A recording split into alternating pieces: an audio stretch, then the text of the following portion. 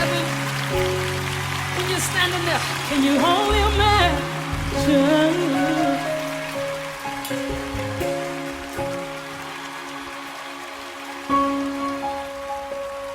Can you only imagine?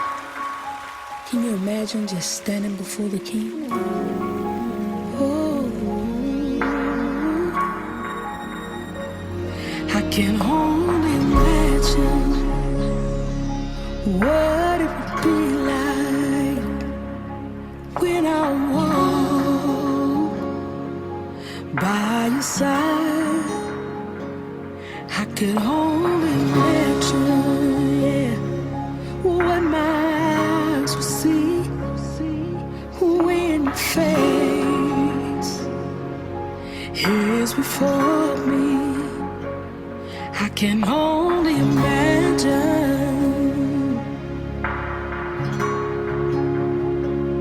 I could only imagine to be surrounded by your glory. What will my heart feel? Will I dance for you, Jesus? Or in all of you be still? Will I stand in your presence? To my knees will I fall? Will I sing hallelujah? Will I be able to speak it all? I could only imagine. On December the 28th, I was traveling to Loris to my cousin's wife's funeral. So I prayed, asked God to cover me in the blood and give me traveling mercies. And just at the point where I said amen, I noticed that the car in the other lane came over into my lane. I thought he was trying to pass the car in front of him, but he wasn't getting back into his lane fast enough. So I'm thinking, oh God, he's going to hit me. And I just prepared myself for death. I knew that I was going to die because he was traveling so fast and there was nowhere for me to go.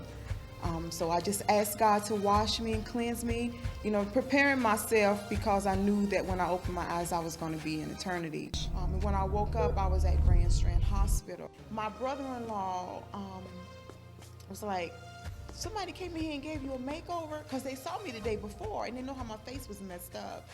And they were saying how the next day, how God had already started healing my face. I mean, because I hadn't seen my face yet. They hadn't given me a mirror. I didn't get a mirror until I went to PCU. Out of ICU, I went to PCU. And then I saw my face and I was like, oh, okay, it's gonna heal. It wasn't no big deal. Yeah, he just really gave a peace, and it was nobody but God. That one day, there was one day, like I told you before, that was the only day. And I hadn't slept because I was hurting so bad. They were giving me morphine, like whenever I needed it, and something else. But you can only get so much morphine. But that morning, there was nobody in the hospital. This was the first day that I was alone ever in about 13 days. And that's when the enemy visited me for the first time out of those 13 days that I was up there. And I can remember, I remember it just like, I can hear it. And the first thing that the enemy said was, look at you laying up here. God don't care nothing about you. Look at him. He keeps allowing things to happen to you to take you away from your children. Look at all the young women in the church. You don't see God allowing none of this to happen to them. And look at your life. People walking out of your life and leaving you, and they're healthy. God don't care nothing about you. And I was hurting and I was tired. And at that point I told God, I said, I can't do this. He's right. And I gave in to the enemy because at that point I guess I was vulnerable. And I told God, I can't do this. I just can't do this. And I started crying. Crying uncontrollably. And God let me cry. And still what's so amazing, this was in the morning. And usually in the mornings while I was in the hospital, there was always somebody in and out of there bringing medicine. It was breakfast time. Nobody came in that room while I was crying, while the enemy was talking. And after I kind of got myself together, And I heard God, he said to me, do you remember when you were 9 and you stayed with your aunt for the summer? And I just listened to him. I couldn't say anything because I couldn't believe that I can really hear God talking to me. And he said, wasn't I there? And he said, remember when you were a teenager, by that time your self-esteem and your self-worth and your value, your self-value was all messed up. You hated yourself. You felt like you were worthless. You started looking for love in all the wrong places and doing things that you really didn't enjoy doing, but you did them to get love. And remember getting pregnant as a teenage girl and going to that abortion clinic?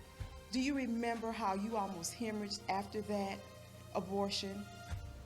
And I was saying, yes, God. And he said, wasn't I there?